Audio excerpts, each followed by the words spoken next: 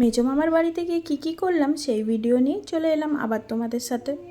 মেজো মামার বাড়িতে পৌঁছে স্নান করে একটুখানি রেস্ট নিয়ে আবার রেডি হয়ে বিকেলবেলায় সবাই ঘুরতে বেরিয়ে যাই গঙ্গার ঘাটে যাবো বলে। আর রাস্তায় এসে দেখি রাস্তার মোড়ে মামা দাঁড়িয়ে আছে। তারপরে মামি বলে চলো এবার হেঁটে হেঁটে একটু ঘুরেই আসি, বাড়ির সামনেই গঙ্গার ঘাট, হেঁটে হেঁটেই যাচ্ছিলাম, খুব বেশি একটা দূর নয়। 5 বছর পর আমার বর এলো, তাই চারিদিকটা দেখতে দেখতে গল্প করতে করতে গঙ্গার ঘাটে আমরা পৌঁছে গিয়েছি। এখানে এসে দেখলাম গঙ্গায় আরতি হচ্ছে, গঙ্গা আরতি। তো ওটা দেখে তো আরোই খুব ভালো লাগলো, তাই ওটা দেখতে একটু সামনের দিকে আরও এগিয়ে গেলাম। তারপরে সবাই মিলে বসে একটু আড্ডা দিলাম।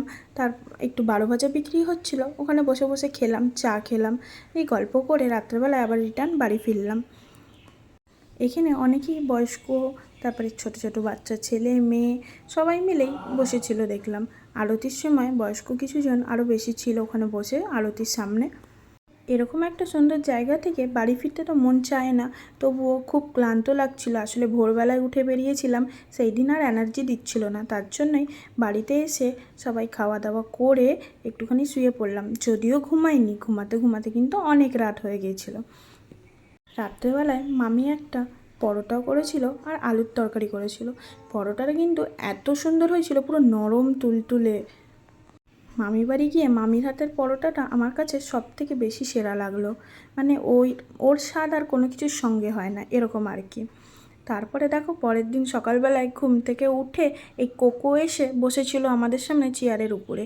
এটা হলো ছোটো মামার ল্যাব, কিন্তু ঘরের সবার খুব আদরে। মেজো মামার ঘরে বেশিরভাগ থাকে, তো আমাদের কাছে কেমন আদর খাচ্ছিল দেখো। প্রথমে তো আমি ভয় পেয়েছিলাম, তারপরে দেখলাম না, ও খুব শান্ত, ওকে আদর করলেও চুপ করে বসে থাকে।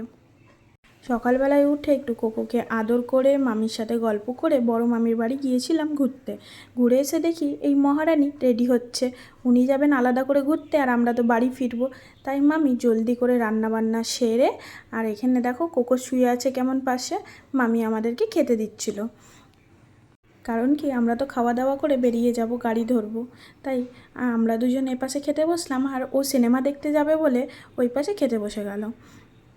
আমরা দুজন চলে এসেছিলাম, আর আমাদের আসার পরের দিন বোন এসেছিল। বোন এসে সিধা অফিসেই জয়েন্ট করেছিল। তো এখানে দেখো মামি প্রথমে ডাল, আলু ভাজা আর তারপরে মাংস দিয়েছিল। মাংসটা কিন্তু সেরা হয়েছিল, নরম তুলতুলে আর খুব সুন্দর টেস্ট হয়েছিল, মানে কিছু বলার নেই। আমার বর তো পুরো চেটেপুটে খেলো। খাওয়া দাওয়া শেষ করে দেখো মামা আমাদেরকে এগিয়ে দিতে রাস্তার মোড়ে যাচ্ছিল। আমি মামাকে বললাম, মামা আমার দিকে একটু তাকাও। মামা তাকিয়েই যেই দেখলো ভিডিও অন আছে, লজ্জা পেয়ে গেল।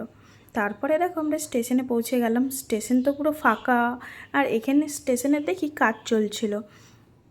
এখন 1:30 বাজে, অনেকটাই রাস্তা পার করে স্টেশনে আসতে সময় লাগে।